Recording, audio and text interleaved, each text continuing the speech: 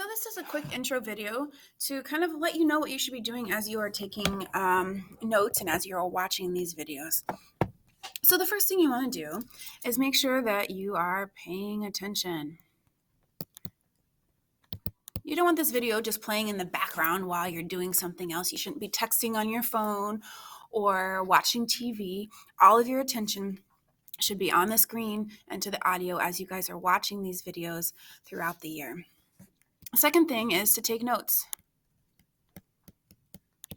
Okay, you should have your notebook out in front of you with a writing utensil, and everything that I'm putting up on the screen and talking about, you should have on your paper as well. For this class, you want to make sure that you are writing these things down. If you're just following along, there's not that connection that your brain is making. It's easy to look at it and say, okay, I see what she did, but to be able to actually write these things down does take that additional thought process, and it will help it stick with you a little bit better. The next thing you want to do is make sure that you are pausing the video to try problems yourself first. So you will see multiple times throughout the video or hear that I will say you should pause the video and try this problem and then come back and check it. However, you should be doing that all throughout, even if I don't make that comment. You should, every time we get to a new problem and you think you've got an idea, you should pause the video, see if you can solve the problem, and then come back in and check it. You should only be watching the video for the problems first on the ones you're still not sure how to be approaching that problem. And then if you start a problem and you get stuck, watch the video, and you can watch it as many times as you want. So that's the next bullet point, is watch sections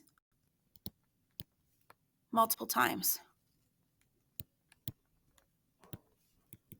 if it doesn't make sense.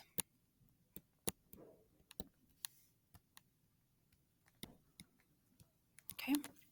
This isn't like in class where you can raise your hand and ask a question while you're watching the video. So you want to go back, pause the video, see if that answers your question. And if watching the video again doesn't answer that question, I want you to star the problems you want help with, so that when you come to class the next day, then you know exactly how to focus your questions. You can say, I didn't understand what you did on this problem. Can you go over it with me? And then you have that opportunity to ask questions. You don't get to ask questions as the video is playing, but you have that opportunity to mark down the ones you had questions on so that you know you can get those questions answered the following day in class. And then the last thing I would say is to always write a summary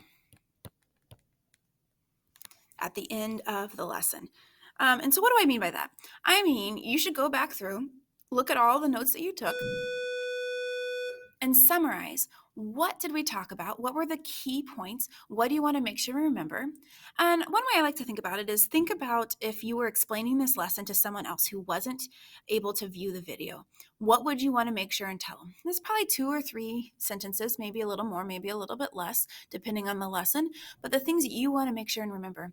Because when you're going to be studying for the chapter tests, you might have forgotten some of those things, or even farther down the road when you're studying for your semester finals, there's a lot of material that you need to make sure that you have remembered. And having that summary gives you a quick place to go back and look for a recap of what was covered in that section. And that helps you focus your studying. The other advantage of writing that summary down is you're taking the time to process it and really think through it. And if you're having trouble writing a summary, you can't put into words how to solve the type of problems we were talking about, that's a big clue that you didn't really understand that lesson. And you want to make sure and get really get a lot of help the next day. Ask those questions in class and really say, I didn't understand what you did. Can you go over it with me again? Okay, so these are just some good tips for you as you are going through the videos. Make them your own though. Do what is helpful to you. If my video wasn't helpful for you that day, go to Khan Academy. Go and search for another video. See if you can find more examples of videos that you think would help you understand that material even better.